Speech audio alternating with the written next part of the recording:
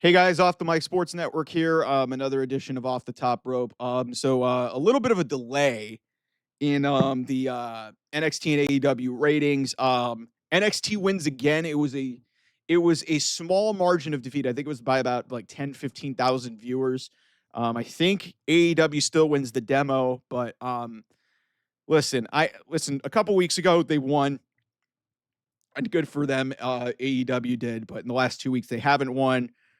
They had a little bit of a built-in excuse because they were going up against the Knicks Pacers, but this week NXT was going up against Knicks Pacers. What's your excuse?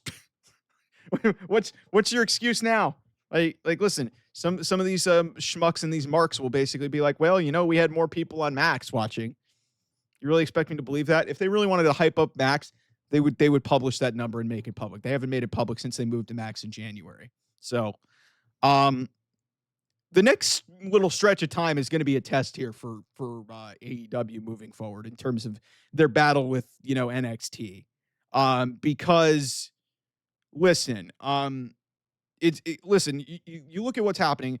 There's reports now that Ricky Saints is going to head up to the main roster as well. It's from the Wrestling Observer newsletter, and Dave Meltzer doesn't know what he's talking about 90% of the time. But Stephanie Vicare has already been announced for Monday Night Raw.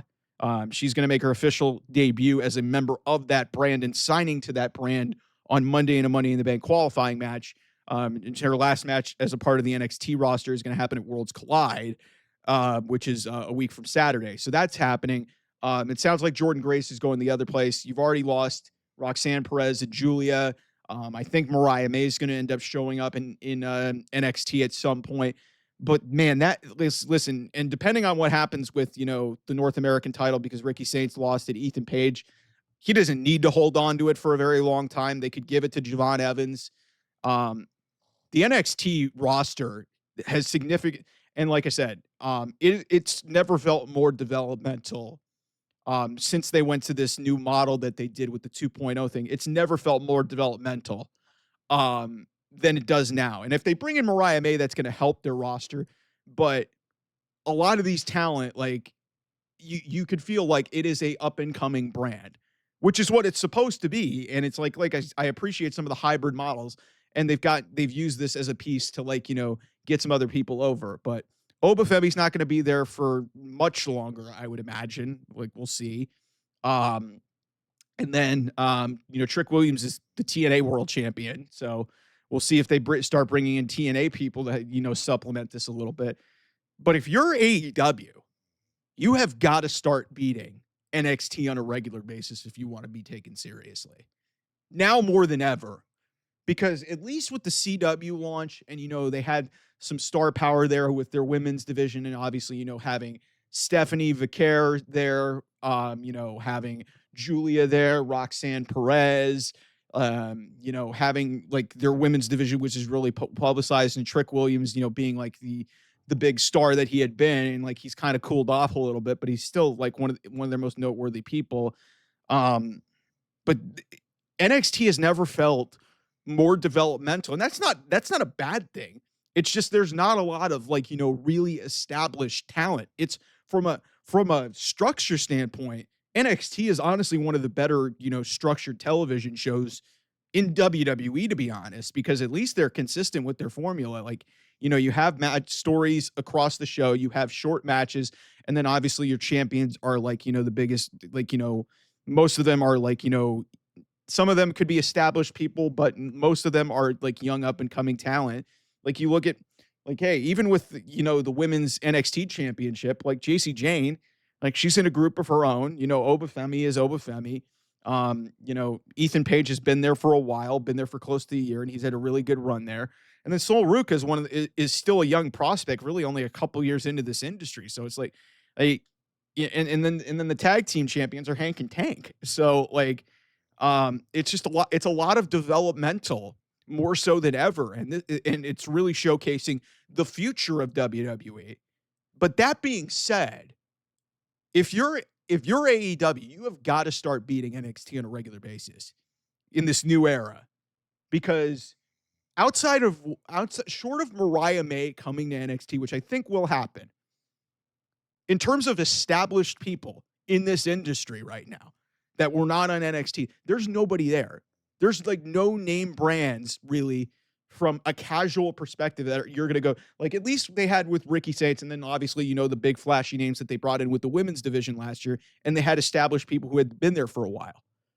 Like now you're in a situation, if you're AEW and you're Dynamite and you're the A show of your company, you better be able to beat the C show, even though it's, like I said, probably from a structure perspective, one of the most well-structured and well-balanced shows out there. But the problem is their talent pool is vastly different from what's going on in AEW. When you have Mercedes Moné and Will Ospreay and Jon Moxley and Hangman Adam Page and all these flashy names in your talent pool, and you can't beat a show that's run by a guy who that their top champion is a prospect who was an Alabama shot putter. Granted, he has turned into one of the most impressive young prospects in AEW in WWE history. And Oba Femi's going to be a fucking star in the main roster. Their other top, young prospect is their other top young prospect is it's Trick Williams, and Trick Williams is a former football player. Like these guys aren't wrestling these guys were brought in and are being molded into people. Again, developmental.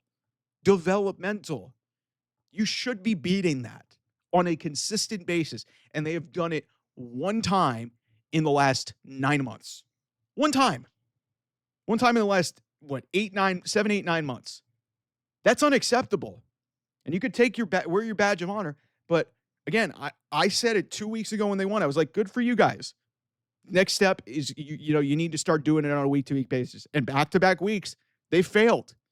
And the door's cracking open more because most of the big stars that a lot of people, Stephanie Vicare obviously is a big star. Roxanne Perez was a big star.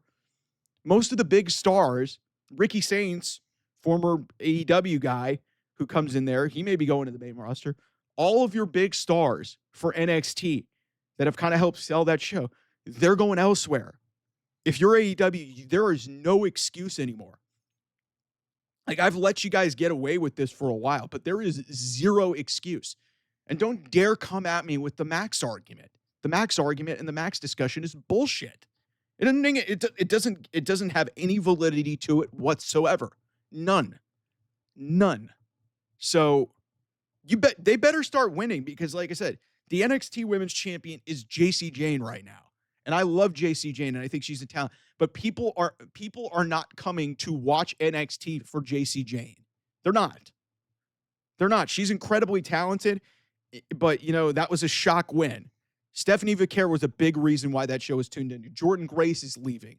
They were tuning into that. Julia, Roxanne Perez, they're all gone. Even in the men's side, which is as weak as it's ever been, Ricky Saints was a drawing point. He's probably going to the main roster. There's no excuse anymore for why you can't beat this show. None. You have a much more talented roster, a much more established roster. You're just not booking shows well enough. And the difference is NXT, despite being a developmental and their talent pool being weaker, they book their shows better. They book their talent better. So again, like I keep doing this on a week-to-week basis, man. Like NXT consistently beating AEW Dynamite is one of the most confusing things that I, for the life of me, cannot figure out. Because if you just compare the two talent bases, this isn't close. But Shawn Michaels has put his talent pool of a lot of just performance center trainees and up and coming talent that are supposed to be the future of this business and put them in a much better position than a roster with a lot of Hall of Famers and a lot of big time names on it. That can't happen. That just cannot happen. Max or not. So anyway, thanks so much for watching. I'll see you guys soon.